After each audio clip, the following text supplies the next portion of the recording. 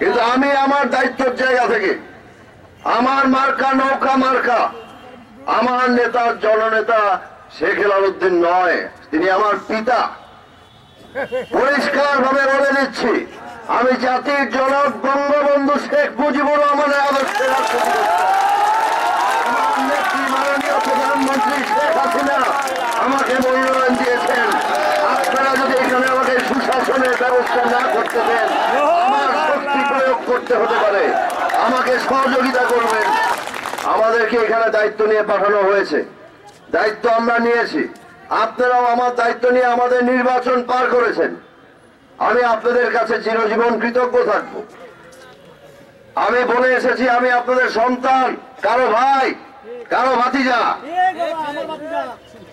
সংসদ সদস্য একটা পদের নাম।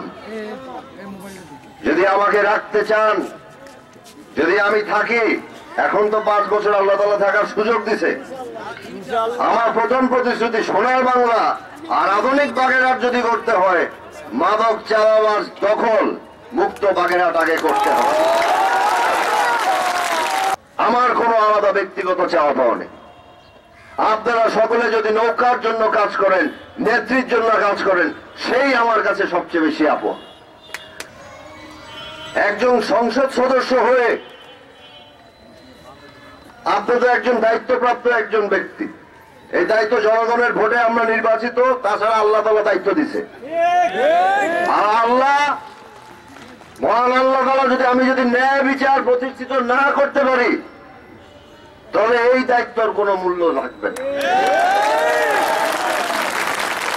আজকে সোনার বাংলা করতে হবে, আধুনিক বাগেরহাট করতে হবে।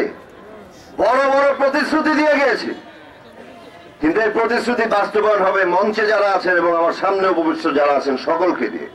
আপনাদের সকলের সহযোগিতা লাগবে, আপনাদের সকলের সহযোগিতা লাগবে।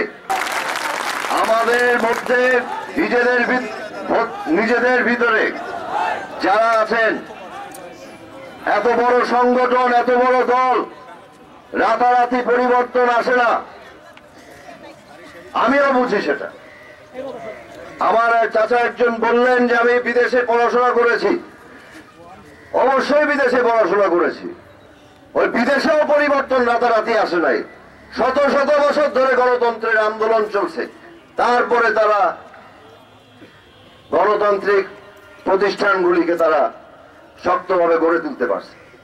আজকে আমাদের 46 বছর হয়েছে মাত্র স্বাধীনতা, তার মধ্যে 37 বছর আমরা ছিলাম স্বাধীন দেশের পরাধীন নাগরিক হিসাবে। আর যদি গণতন্ত্র শুধু ভোটাধিকারের মাধ্যমে হয়ে থাকে, তো সেই গণতন্ত্র আমিও মানি না।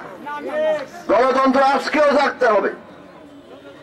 যারা এখানে নাই, যারা সংগঠনের সাথে নাই, যারা ভোটার আছে, যারা সাধারণ মানুষ, তাদেরকে শান্তিতে থাকতে দিতে হবে।